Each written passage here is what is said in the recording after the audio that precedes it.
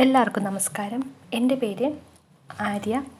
അപ്പം നമ്മൾ കഴിഞ്ഞ ക്ലാസ്സിൽ ചർച്ച ചെയ്തത് 6-ാമത്തെ അധ്യായമായ ഭൂപടങ്ങൾ വായിക്കാം എന്ന പാഠഭാഗമായിരുന്നു. അപ്പോൾ നമ്മൾ കഴിഞ്ഞ ക്ലാസ്സിൽ ചർച്ച ചെയ്തിരുന്നത് ഭൂപട വർഗീകരണം തോതിൻ്റെ അടിസ്ഥാനത്തിൽ ചെറിയ തോത് ഭൂപടങ്ങൾ എന്നും വലിയ തോത് ഭൂപടങ്ങൾ എന്താണെന്ന് നമ്മൾ നോക്കി. എന്താ ചെറിയ തോത് ഭൂപടം എന്ന് നോക്കി. ചെറിയ തോത് ഭൂപടത്തിൻ്റെ ഉദാഹരണങ്ങൾ നമ്മൾ നോക്കി. എന്താണ് വലിയ തോത് ഭൂപടങ്ങൾ എന്ന് നോക്കി. വലിയ തോത് ഭൂപടങ്ങളുടെ ഉദാഹരണം നമ്മൾ നോക്കി. അതുപോലെ തന്നെ ഭൂപട വായന എന്താണെന്ന് നോക്കി. ഭൂപടങ്ങളിലെ തോതും എന്താണെന്ന് നമ്മൾ നോക്കി. അപ്പോൾ നമ്മൾ അതിൻ്റെ 6-ാമത്തെ അധ്യായത്തിൻ്റെ ലാസ്റ്റ് പാർട്ടിലേക്കാണ് നമ്മൾ കടക്കുന്നത്. അപ്പോൾ ക്ലാസ്സിലേക്ക് കടക്കാം. ഭൂപട വായന എന്താണ് നമ്മൾ കഴിഞ്ഞ ക്ലാസ്സിൽ പറഞ്ഞിട്ടുണ്ടായിരുന്നു. ഭൂപടങ്ങളിലെ തോത്, ദിശ, അതിലെ നിറങ്ങൾ, ചിഹ്നങ്ങൾ എന്നിവയെക്കുറിച്ച് വ്യക്തമായ ഒരു ധാരണ ഉണ്ടെങ്കിൽ മാത്രമേ ഭൂപട വായന സാധ്യമാവുകയുള്ളൂ എന്ന് നമ്മൾ കഴിഞ്ഞ ക്ലാസ്സിൽ പറഞ്ഞിട്ടുണ്ടായിരുന്നു. അപ്പോൾ നമ്മൾ കഴിഞ്ഞ ക്ലാസ്സിൽ ഭൂപടങ്ങളിലെ തോതിനെക്കുറിച്ച് നമ്മൾ പറഞ്ഞിട്ടുണ്ടായിരുന്നു. തോത്, ദിശ, അതിലെ നിറങ്ങളും ചിഹ്നങ്ങളുമാണ് ഭൂപട വായനയിൽ പ്രധാനമായിട്ടും സാധ്യമാകുന്നത്.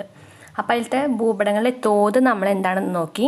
ഭൂമിയുടെ ഉപരിതലത്തിലെ 2 ബിന്ദുക്കൾ തമ്മിലുള്ള അകലത്തെ ഭൂപടത്തിൽ രേഖപ്പെടുത്തുന്നതിന് ഉപയോഗിക്കുന്ന ആനുപാതിക അകലമാണ് തോത് എന്ന് നമ്മൾ പറഞ്ഞു. തോതിനെ നമ്മൾ പ്രധാനമായിട്ട് 3 തരംതിരിക്കുന്നുണ്ട്. പ്രസ്താവന രീതി, ഭിന്നക രീതി, രേഖാരീതി. അപ്പോൾ നമ്മൾ ഈ പ്രസ്താവന രീതി എന്താണെന്നും ഭിന്നക രീതി എന്താണെന്നും രേഖാരീതി എന്താണെന്നും നമ്മൾ കഴിഞ്ഞ ക്ലാസ്സിൽ പറഞ്ഞിട്ടുണ്ടായിരുന്നു. അപ്പോൾ നിങ്ങളൊന്ന് ആലോചിച്ച് നോക്കൂ, ഏതൊക്കെ രീതിയിലാണ് ഇപ്പോൾ നമ്മൾ പറഞ്ഞത്, ഏതൊക്കെ രീതിയിലാണ് ഭൂപട വായന ഉള്ളത് എന്ന് ഒന്ന് ആലോചിച്ച് നോക്കൂ. അതെ, തോത്, ദിശ, അതിലെ നിറങ്ങൾ, ചിഹ്നങ്ങൾ എന്നിവയൊക്കെയാണ് ഭൂപട വായനയിൽ പ്രധാനമായിട്ടും ഉള്ളത്. അപ്പോൾ നമ്മൾ അതിലത്തെ തോത് പറഞ്ഞു. ഇനി അടുത്തത് അതിലെ ദൂരം അളക്കാം. ഭൂപട വായന ദൂരം, ദിശ, അംഗീകൃത നിറങ്ങളും ചിഹ്നങ്ങളും. ദൂരം അളക്കാം. ഇപ്പോൾ നമ്മൾ ഈ ചിത്രം കണ്ടു. ഈ ഒരു ചിത്രത്തിന് മുന്നേ ഭൂപടത്തിൽ എങ്ങനെ ദൂരം അളക്കാം എന്ന് നമുക്ക് നോക്കാം. ഭൂപടത്തിൽ നേർരേഖയാണെങ്കിൽ നമുക്ക് സ്കെയിൽ ഉപയോഗിച്ച് അതിൻ്റെ ബിന്ദുക്കൾ തമ്മിലുള്ള അകലമൊക്കെ നമുക്ക് അളക്കാനായിട്ട് സാധിക്കും. അല്ല, വളഞ്ഞ് പുളഞ്ഞ് കിടക്കുന്ന രേഖയാണെങ്കിൽ നമുക്ക് നൂല് ഉപയോഗിച്ച്, ഇപ്പം ആ വളഞ്ഞതിനനുസരിച്ച് നമ്മൾ നൂല് വെച്ചിട്ട് അത് നമുക്ക് സ്കെയിൽ വെച്ചിട്ട് അളക്കാൻ സാധിക്കും. 3-ാമത്തത് ഭൂപടത്തിൽ കണ്ടെത്തിയ ദൂരം കൊണ്ട് തോതിലെ ആനുപാതിക ദൂരം കൊണ്ട് ഗുണിച്ചാൽ മാത്രമേ നമുക്ക് യഥാർത്ഥ ദൂരം കിട്ടുകയുള്ളൂ. അപ്പോൾ നമ്മൾ ഒന്നാമത്തെ സ്കെയിൽ ഉപയോഗിച്ച് എന്ന് പറയുമ്പോൾ നമ്മൾ കറക്റ്റ് സെൻറ്റിമീറ്റർ വെച്ചാണ് നമുക്ക് കറക്റ്റായിട്ട് സ്കെയിലിൽ നിന്ന് ദൂരം, നേർരേഖയിലാണ് നമുക്ക് എത്രത്തോളം ദൂരമുണ്ട് അല്ലെങ്കിൽ എത്രത്തോളം അകലമുണ്ട് എന്നൊക്കെ നമുക്ക് കറക്റ്റായിട്ട് സെൻറ്റിമീറ്റർ വെച്ചിട്ട് നമുക്ക് അളക്കാനായിട്ട് സാധിക്കും. 2-ാമത്തത് വളഞ്ഞ് പുളഞ്ഞ രേഖയാണെങ്കിൽ നൂല് ഉപയോഗിച്ച്, അതിപ്പോൾ ഞാൻ പറഞ്ഞ പോലെ തന്നെ ആ വളഞ്ഞ ഭൂപടത്തിൻ്റെ അതനുസരിച്ചിട്ട് നൂല് വെച്ച് കഴിഞ്ഞാൽ ആ നൂലിൻ്റെ നീളം നമുക്ക് സ്കെയിലിൽ വെച്ചിട്ട് അളക്കാൻ പറ്റും. മനസ്സിലായില്ലേ? 3-ാമത്തെ പറയുന്നതാണ് ഭൂപടത്തിൽ കണ്ടെത്തിയ ദൂരം കൊണ്ട് തോതിലെ ആനുപാതിക ദൂരം കൊണ്ട് ഗുണിച്ചാൽ നമുക്ക് യഥാർത്ഥ ദൂരം കിട്ടും. നമ്മൾ തോതിനെ കുറിച്ചിട്ട് കഴിഞ്ഞ ക്ലാസ്സിൽ പറഞ്ഞിട്ടുണ്ടായിരുന്നു. ഏതൊക്കെയാണ് ആ 3 തരം തോതുകൾ? പ്രസ്താവന രീതി, ഭിന്നക രീതി, രേഖാരീതി. പ്രസ്താവന രീതിയിൽ നമ്മൾ എന്തു പറഞ്ഞു? 1 സെൻറ്റിമീറ്ററിന് 5 കിലോമീറ്റർ എന്നാണ് തോത് പറയുന്നത്. അതായത് ഭൂപടത്തിലെ 1 സെൻറ്റിമീറ്റർ എന്ന് പറയുന്നത് ഭൂമിയിലെ 5 കിലോമീറ്ററിന് തുല്യമാണ് എന്ന് നമ്മൾ തോതിൽ പറഞ്ഞിട്ടുണ്ടായിരുന്നു. ഏത് രീതിയിൽ? പ്രസ്താവന രീതിയിൽ. ഭിന്നക രീതിയിൽ നമ്മൾ എന്തു പറഞ്ഞു? ഈസ്റ്റു കണക്കാണ്. അതിൽ സെൻറ്റിമീറ്റർ കൊടുത്തിട്ടില്ല എന്ന് നമ്മൾ പറഞ്ഞിട്ടുണ്ട്. രേഖാരീതിയിൽ നമ്മൾ സ്കെയിൽ ഉപയോഗിച്ച പോലെ തന്നെ ഭൂപടം വലുതായാലും ചെറുതായാലും നമുക്ക് വലിപ്പം കൂട്ടാൻ സാധിക്കുമെന്ന് നമ്മൾ പറഞ്ഞു. അപ്പോൾ ഭൂപടത്തിൽ എങ്ങനെ ദൂരം അളക്കാമെന്ന് എല്ലാവർക്കും മനസ്സിലായില്ലേ? നേർരേഖയാണെങ്കിൽ സ്കെയിൽ ഉപയോഗിച്ച് അളക്കാം, അതുപോലെ തന്നെ നൂല് ഉപയോഗിച്ച് അളക്കാം, എങ്ങനെ വളഞ്ഞ് പൊളഞ്ഞ് കിടക്കുന്ന രേഖയാണെങ്കിൽ. അല്ലെങ്കിൽ ഭൂപടത്തിൽ കണ്ടെത്തിയ ദൂരം കൊണ്ട് തോതിലെ ആനുപാതിക ദൂരം കൊണ്ട് ഗുണിച്ചാൽ മാത്രമേ നമുക്ക് യഥാർത്ഥ ദൂരം കിട്ടുകയുള്ളൂ എന്ന് നമ്മൾ പറഞ്ഞു. അപ്പോൾ എല്ലാവർക്കും മനസ്സിലായല്ലോ. അപ്പോൾ നമുക്കിനി ചിത്രത്തിലേക്ക് പോവാം. ഇത് നമ്മൾ ആദ്യം കണ്ട ഒരു ചിത്രമാണ്. ഈ ചിത്രത്തിൽ എന്താണ് പറയുന്നത്? ചിത്രമെല്ലാം ശ്രദ്ധിച്ചല്ലോ. അപ്പോൾ ഇതിനെ സംബന്ധിച്ച് ഇതിനെ ആസ്പദമാക്കിയിട്ട് നിങ്ങളുടെ ടെക്സ്റ്റ് ബുക്കിലൊരു 3 ചോദ്യങ്ങൾ കൊടുത്തിട്ടുണ്ട്. ചുവടെ നൽകിയിരിക്കുന്ന ചോദ്യങ്ങൾക്ക് ഭൂപടം നിരീക്ഷിച്ച് ഉത്തരം കണ്ടെത്താനാണ് പറയുന്നത്. അപ്പോൾ നമുക്ക് ഒന്നാമത്തെ ചോദ്യം എന്താണെന്ന് നോക്കാം. ഒന്നാമത്തെ, കല്ലുപാലം എന്ന സ്ഥലത്ത് താമസിക്കുന്ന ഗോപുവിന് അമ്മാവൻ്റെ വീട് സ്ഥിതി ചെയ്യുന്ന ഉദയഗിരിയിൽ എത്തിച്ചേരാൻ ഉള്ള എളുപ്പവഴി ഏതാണ് എന്നാണ് ചോദിക്കുന്നത്. അപ്പോൾ നമ്മളോട് ഈ ചിത്രം നിരീക്ഷിച്ചിട്ട് ഉത്തരം എഴുതാനാണ് പറഞ്ഞിരിക്കുന്നത്. അപ്പോൾ ചോദ്യം എന്താണ്? ഗോപുവിന്, കല്ലുപാലം എന്ന സ്ഥലത്ത് താമസിക്കുന്ന ഗോപു. കല്ലുപാലം പറഞ്ഞു കഴിഞ്ഞാൽ എവിടെയാണ്? ഇതാണ് കല്ലുപാലം. ഗോപുവിന് അമ്മാവൻ്റെ വീട് സ്ഥിതി ചെയ്യുന്ന ഉദയഗിരിയിലേക്ക് എത്തിച്ചേരണം. അപ്പോൾ ഉദയഗിരി എവിടെയാണ്? ഇവിടെയാണ് ഉദയഗിരി സ്ഥിതി ചെയ്യുന്നത്. അപ്പോൾ അവിടേക്ക് എത്താനുള്ള എളുപ്പ വഴി എന്താണെന്നാണ് നമ്മളോട് ചോദിച്ചിരിക്കുന്നത്. അപ്പോൾ ഈ ഭൂപടത്തിൽ കല്ലുപാലത്തിനും ഉദയഗിരിയിലുള്ള വീട്ടിലേക്ക് എത്താനുള്ള റോഡുകൾ ഏതൊക്കെയെന്ന് നിരീക്ഷിക്കുക. ഏതൊക്കെയാണ്? കല്ലുപാലം തൊട്ടിട്ട് ഉദയഗിരി വഴി പോവാം. അതുപോലെ തന്നെ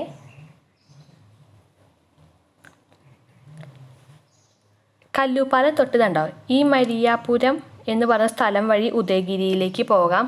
അല്ലെങ്കിൽ വലിയപാറ തൊട്ടിട്ട് ഈ വലിയപാറ വഴി ഉദയഗിരിയിലേക്ക് എത്താനും സാധിക്കും.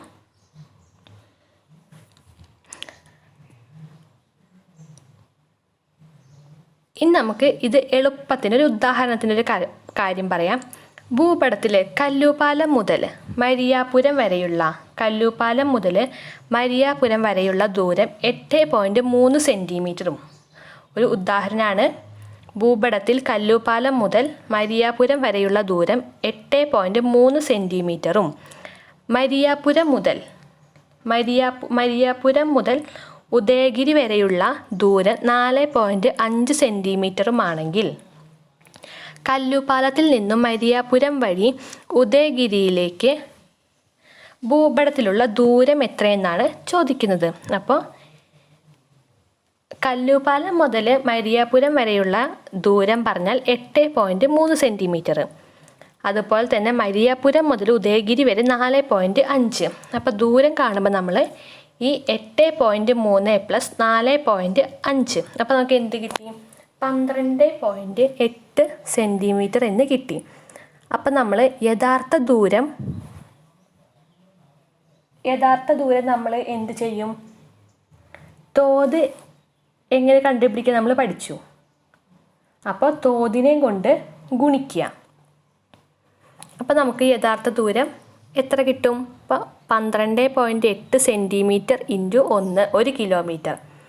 ഇപ്പോൾ 5 കിലോമീറ്റർ ആണെങ്കിൽ 5, 1 കിലോമീറ്റർ ആണെങ്കിൽ 1 ഇൻറ്റു ചെയ്ത് കഴിഞ്ഞാൽ നമുക്ക് അതിൻ്റെ കറക്റ്റ് ദൂരം നമുക്ക് കിട്ടും. ഇത് നമ്മൾ കല്ലുപാലം മുതൽ മരിയാപുരം വഴി ഉദയഗിരിയിലേക്ക് എത്തേണ്ട കാര്യമാണ് പറഞ്ഞത്. ഇനി നമ്മൾ രണ്ടാമത്തത് കല്ലുപാലം മുതൽ വലിയ പാറ വഴി ഉദയഗിരിയിലേക്ക് എങ്ങനെ എത്താമെന്നാണ് നമ്മൾ നോക്കുന്നത്. കല്ലൂപ്പാല മുതൽ വലിയപാറ വരെയുള്ള ദൂരം 6.2 സെൻറ്റിമീറ്റർ. വലിയപാറ മുതൽ ഉദയഗിരി വരെയുള്ള ദൂരം 9.1 സെൻറ്റിമീറ്റർ ആണെങ്കിൽ ആദ്യം എന്ത് ചെയ്യണം? ദൂരം കണക്കാക്കുക. അപ്പോൾ 6.2 + 9.1, അപ്പോൾ നമുക്ക് എത്ര കിട്ടി? 15.3 എന്ന് നമുക്ക് കിട്ടി. അപ്പോൾ ഇനി യഥാർത്ഥ ദൂരം കാണാൻ എന്ത് ചെയ്യണം? 15.3 × കിലോമീറ്റർ. ഇപ്പോൾ 1 കിലോമീറ്ററോ 5 കിലോമീറ്ററോ എന്തൊക്കെയാണെങ്കിൽ ഗുണിച്ച് കഴിഞ്ഞാൽ നമുക്ക് 15.3 എന്ന് കിട്ടി. അപ്പോൾ നമുക്ക് ഏതെന്നാണ് ദൂരം കുറവുള്ളത് എന്ന് നമുക്ക് ഇങ്ങനെ നോക്കിക്കഴിഞ്ഞാൽ നമുക്ക് കാണാൻ സാധിക്കും. മനസ്സിലായോ? കല്ലൂപ്പാലം എന്ന സ്ഥലത്ത് താമസിക്കുന്ന ഗോപുവിന് അമ്മാവൻ്റെ വീട് സ്ഥിതി ചെയ്യുന്ന ഉദയഗിരിയിൽ എത്തിച്ചേരാനുള്ള എളുപ്പ വഴി ഏത് എന്നാണ് നമ്മളോട് ചോദിച്ചത്. അപ്പം നമ്മൾ എന്ത് പറഞ്ഞു? ആദ്യം കല്ലൂപ്പാലം തൊട്ട് മരിയാപുരം വരെയുള്ള ദൂരം എടുക്കുക, എന്നിട്ട് അത് കിലോമീറ്റർ വെച്ച് നമ്മൾ ഇൻറ്റു ചെയ്ത് കഴിഞ്ഞാൽ നമുക്ക് ദൂരം കണക്കാക്കാൻ സാധിക്കും. രണ്ടാമത്തത്, ഉദയഗിരിയിൽ നിന്നും ഗോപുവിന് വലിയപാറ വഴി മുത്തേലപുരത്തെ മാർക്കറ്റിൽ എത്തിച്ചേരാൻ എത്ര ദൂരം സഞ്ചരിക്കണമെന്നാണ് ചോദിച്ചിരിക്കുന്നത്. അപ്പം നമ്മൾ പറഞ്ഞു കഴിഞ്ഞു. ഇപ്പം നമ്മൾ പറഞ്ഞതുപോലെ തന്നെ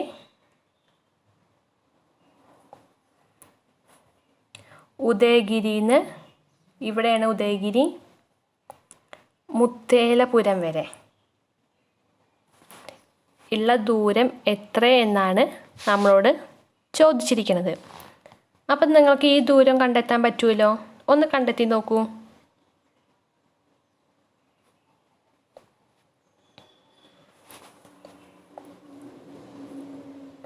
അടുത്തത്, എത്ര ദൂരം സഞ്ചരിച്ചാലാണ് മുത്തേലപുരത്തിൽ നിന്നും മുക്കട വഴി കല്ലൂപ്പാലത്തെ വീട്ടിൽ ഗോപുവിന് തിരിച്ചെത്താൻ കഴിയുക? ഇത് നമ്മൾ ആദ്യം പറഞ്ഞതുപോലെ തന്നെയാണ്. ചിത്രത്തിൽ ദൂരം തമ്മിൽ കൂട്ടിയിട്ട് ആ കിലോമീറ്റർ വെച്ചിട്ട് നമുക്ക് ഇൻറ്റു ചെയ്ത് കഴിഞ്ഞാൽ നമുക്ക് എത്ര കിലോമീറ്റർ ഉണ്ട് ദൂരം എന്ന് അളക്കാൻ നമുക്ക് സാധിക്കും. എല്ലാവരും ഇതൊന്ന് ചെയ്ത് ഈ രണ്ട് വർക്കും ഒന്ന്, ഉദയഗിരിയിൽ നിന്നും ഗോപുവിന് വലിയപാറ വഴി മുത്തേലപുരത്തെ മാർക്കറ്റിൽ എത്തിച്ചേരാൻ എത്ര ദൂരം സഞ്ചരിക്കണം എന്നതും, അതുപോലെ എത്ര ദൂരം സഞ്ചരിച്ചാലാണ് മുത്തോലപുരത്തിൽ നിന്നും മുക്കട വഴി കല്ലൂപ്പാലത്തെ വീട്ടിൽ ഗോപുവിന് എത്തിച്ചേരാൻ കഴിയുക എന്നൊന്ന് ചെയ്തു നോക്കൂ. അപ്പോൾ നമുക്ക് അടുത്തേക്ക് പോകാം. ഭൂപടങ്ങളിലെ ദിശ. ഈ ചിത്രത്തിൽ നമുക്ക് എന്തൊക്കെ, ഈ ഭൂപടത്തിൽ നമുക്ക് എന്തൊക്കെ കാണാൻ കഴിയുന്നുണ്ട്? ഭൂപടങ്ങളിലെ ദിശ. അതിൽ ശ്രീനഗർ, ജയ്പൂർ, പനാജി, തിരുവനന്തപുരം, വിശാഖപട്ടണം, കൊൽക്കത്ത, ലക്നൗ എന്ന സ്ഥലം നമുക്ക് കാണുന്നുണ്ട്. ഇതിൽ പറയുന്നത്, ഇത് കണ്ടോ, ഇതൊക്കെ എന്താണെന്ന് എല്ലാവർക്കും അറിയണതല്ലേ? ഇതെന്തായിരിക്കും? വടക്ക്, കിഴക്ക്, തെക്ക്, പടിഞ്ഞാറ്. വടക്ക് വശം, കിഴക്ക് വശം, വലത്തേ വശം കിഴക്ക്, ഇടത്തേ വശം പടിഞ്ഞാറ്, മുകളിൽ വടക്ക്, താഴെ തെക്ക്. അത് കൂടാതെ ഇതിൽ എന്തൊക്കെ കൊടുത്തിട്ടുണ്ട്? വടക്ക് കിഴക്ക്, വടക്ക് കിഴക്ക്, അതുപോലെ തന്നെ തെക്ക് കിഴക്ക്, തെക്ക് പടിഞ്ഞാറ്, വടക്ക് പടിഞ്ഞാറ്. ഇത് നമുക്ക് എല്ലാവർക്കും അറിയണതല്ലേ? ഇത് നമ്മൾ ഇപ്പോൾ ഈ സ്ഥലത്തിൽ ഇതിൻ്റെയൊക്കെ സ്ഥാനം എവിടെയാണെന്ന് കണ്ടുപിടിക്കുക. അതാണ് ഇതിൽ പറഞ്ഞിരിക്കുന്നത്. കണ്ടോ, ഈ വടക്ക് ദിശയിൽ ഇതിൽ ഏത് ഭൂപടമാണ് ഉള്ളത്? അതുപോലെ ഈ വടക്ക് പടിഞ്ഞാറിൽ ഏതാണ് ഉള്ളത്? കൂടാതെ പടിഞ്ഞാറ് വശത്തേത്, കിഴക്ക് വശത്തേത്, തെക്ക് കിഴക്ക് വശത്തേത്, വടക്ക് കിഴക്ക് വശത്തേത്, തെക്ക് പടിഞ്ഞാറ് വശത്തേത്, അതൊക്കെയാണ് നിങ്ങൾക്ക് കണ്ടുപിടിക്കാനുള്ളൊരു വർക്ക് എന്ന് പറയുന്നത്. ഈ ഭൂപടങ്ങളും നോക്കുക, അതുപോലെ തന്നെ ഈ സൂചികയും കൂടെ നോക്കിയിട്ട് ഏതൊക്കെ ദിശയിലാണ് ഏതൊക്കെ നഗരങ്ങളാണ് ഉള്ളത് എന്ന് എഴുതി അയച്ചു തരണം. ഇത് നിങ്ങൾക്ക് ചെയ്യാനുള്ളൊരു വർക്കാണ്. ചെയ്ത് എല്ലാവരും എനിക്ക് സബ്മിറ്റ് ചെയ്യേണ്ടതാണ്. അതിനുള്ളൊരു ഉദാഹരണമാണ് ഇതിൽ കൊടുത്തിട്ടുള്ളത്. ഒരു സൂചിക ഇതിൽ നമ്മൾ കൊടുത്തിട്ടുണ്ട്. നമ്മൾ വടക്ക് നോക്കി യന്ത്രം നമുക്കെല്ലാവരും ദിശ കണ്ടുപിടിക്കാൻ വേണ്ടി നമ്മൾ ഉപയോഗിക്കുന്നതാണ്. ഉപയോഗിച്ചിട്ട് ഉണ്ട്, നമ്മൾ മുൻ ക്ലാസ്സിലുകൾ പഠിച്ചിട്ടുള്ളതാണ്. അപ്പോൾ ഇത് നോക്കിക്കഴിഞ്ഞാൽ നിങ്ങൾക്ക് കറക്റ്റായിട്ട് അറിയാനായിട്ട് സാധിക്കും. അപ്പോൾ നമ്മളിപ്പോൾ പറഞ്ഞത് എന്തൊക്കെയാണ്? ഭൂപടങ്ങളിലെ ദിശേനെ കുറിച്ച് പറഞ്ഞു. ദൂരം എങ്ങനെ അളക്കാമെന്ന് നമ്മൾ നോക്കി. അടുത്തതാണ് ഭൂപടങ്ങളിലെ നിറങ്ങളും ചിഹ്നങ്ങളും എന്ന് പറയുന്നത്. ഈ ഒരു ചിത്രം എന്ന് പറഞ്ഞു കഴിഞ്ഞാൽ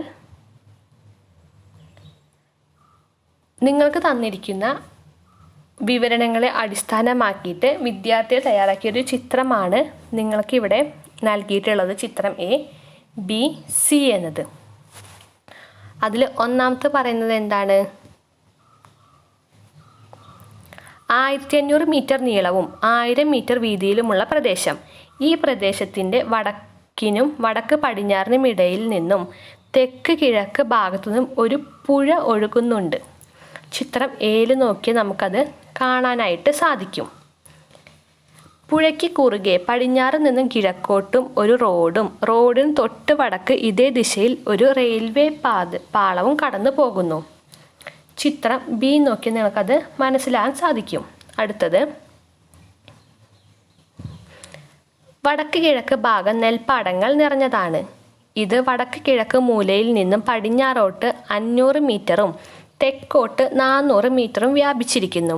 നെൽപ്പാടത്തിനും പുഴയ്ക്കുമിടയിൽ നെൽപ്പാടങ്ങളോട് ചേർന്ന് വടക്ക് നിന്നും 200 മീറ്റർ തെക്കുമാറി ഒരു അമ്പലവും അമ്പലത്തിന് തെക്കായിട്ട് ഒരു കുളവുമുണ്ട്.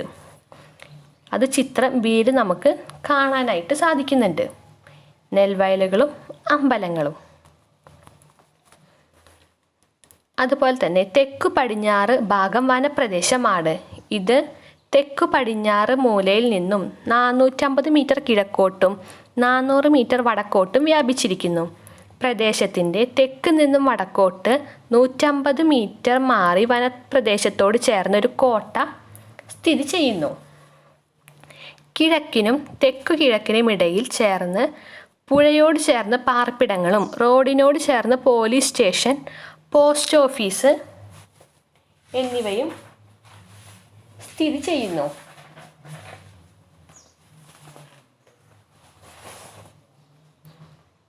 ഇപ്പം നമ്മൾ വായിച്ചതൊക്കെയാണ് ഈ ചിത്രത്തിൽ ഉള്ളത്.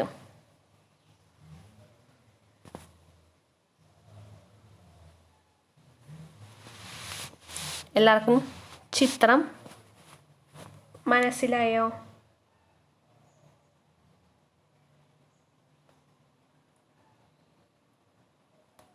ഒന്നാമത്തേൽ ചിത്രം എല്ലാവരും നോക്കുമോ? ഒന്നാമത്തേൽ പറയുന്നതും Bയിൽ പറയുന്നതും Cയിൽ പറയുന്നതും.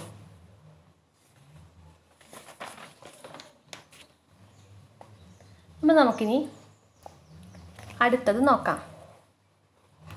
ഇതിൽ കുറച്ച് നിറങ്ങളും ചിഹ്നങ്ങളുമാണ് പറയുന്നത്. നമ്മൾ കണ്ടിട്ടുണ്ടാവുമല്ലോ. പച്ച എന്ന് പറഞ്ഞു കഴിഞ്ഞാൽ നൈസർഗിക സസ്യങ്ങൾ, സസ്യജാലങ്ങൾ നമ്മളിതാ ഇവിടെ കണ്ടു. പച്ച എന്ന് പറയുന്നത് നൈസർഗിക സസ്യജാലങ്ങളാണ്. അതുപോലെ തന്നെ മഞ്ഞ കൃഷിയിടങ്ങൾ. മഞ്ഞയാണ് ഇതിൽ കൃഷിയിടങ്ങളായിട്ട് കാണുന്നത്. ചുവപ്പ് പാർപ്പിടങ്ങൾ, റോഡുകൾ, കറുപ്പ് തീവണ്ടിപ്പാത, അക്ഷാംശ രേഖകൾ, രേഖാംശ രേഖകൾ, ടെലിഫോൺ ലൈൻ. നീല കണ്ണ് ജലാശയങ്ങളിൽ. തവിട്ട് പാറക്കൂട്ടങ്ങൾ, മണൽക്കൂനുകൾ, കുന്നുകൾ. പിന്നെ ഈ ചിഹ്നങ്ങളൊക്കെ ഉണ്ടാവും. ഓരോ നിറങ്ങളെയും കുറിച്ചിട്ടും പറഞ്ഞു, ഓരോ സവിശേഷതയെയും കുറിച്ച് പറഞ്ഞു. അപ്പം നിങ്ങൾ ഈ ചിഹ്നങ്ങളും അതുപോലെ തന്നെ ഈ സവിശേഷതകളും എല്ലാം ചേർന്ന് ഒരുമിച്ച് വായിച്ച് നോക്കണം. ഈ കാണുന്ന 2 ചിത്രത്തിലും ഇത് തന്നെയാണ് പറയുന്നത്. എന്തൊക്കെയാണ്? പച്ച കാണുന്നത് നൈസർഗിക സസ്യജാലങ്ങൾ. കണ്ടോ, 2 ചിത്രത്തിലും പച്ച കാണുന്നത് എന്തൊക്കെയാണ്? നൈസർഗിക സസ്യജാലങ്ങൾ. അപ്പോൾ രണ്ടും കൂടി നിങ്ങൾ നോക്കുക. PO എന്ന് പറഞ്ഞു കഴിഞ്ഞാൽ പോസ്റ്റ് ഓഫീസ്. PS എന്ന് പറഞ്ഞു കഴിഞ്ഞാൽ പോലീസ് സ്റ്റേഷൻ. അതൊക്കെയാണ് കാണുന്നത്. അതുപോലെ തന്നെ താഴെയായിട്ട് കാണുന്ന പച്ച സസ്യജാലങ്ങൾ. മുകളിൽ വടക്ക് കിഴക്ക് പ്രദേശത്ത് മഞ്ഞയിടങ്ങൾ കാണുന്നുണ്ട്.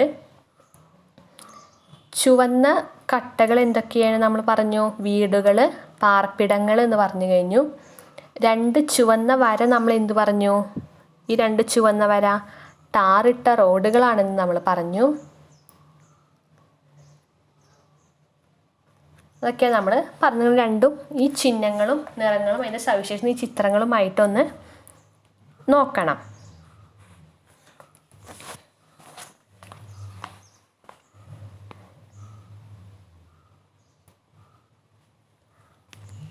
ഇതിൽ ഭൂപടത്തിൻ്റെ തോത് എന്താണ് നമ്മൾ ചോദിച്ചിട്ടുണ്ട്. ഭൂപടത്തിൻ്റെ തോത് എന്താണ്? തോത് എത്രയാണ്? ഒരു തോത് 1 സെൻറ്റിമീറ്ററിന് 1 കിലോമീറ്റർ. അതുപോലെ തന്നെ പ്രദേശത്തിൻ്റെ ഏതെല്ലാം ദിശകളിലാണ് ആരാധനാലയങ്ങൾ സ്ഥിതി ചെയ്യുന്നത്? ഇതൊക്കെ നിങ്ങൾക്ക് ചെയ്യാനുള്ള ഒരു വർക്കാണ്. ഈ 2 ചിത്രത്തിൽ നോക്കി ടെക്സ്റ്റ് ബുക്കിലുള്ള ആ വർക്ക്. ഭൂപടത്തിൻ്റെ തോത് എന്ത്? പ്രദേശത്തിൻ്റെ ഏതെല്ലാം ദിശകളിലാണ് ആരാധനാലയങ്ങൾ സ്ഥിതി ചെയ്യുന്നത്? ആര്യയുടെ വീട്ടിൽ നിന്നും ക്ഷേത്രത്തിലേക്ക് എത്ര ദൂരമാണ് ഉള്ളത്? അതുപോലെ തന്നെ ക്രിസ്ത്യൻ പള്ളിയിൽ നിന്നും ശവപ്പറമ്പിലേക്ക് എത്തിച്ചേരാനുള്ള ദൂരം എത്രയാണ്?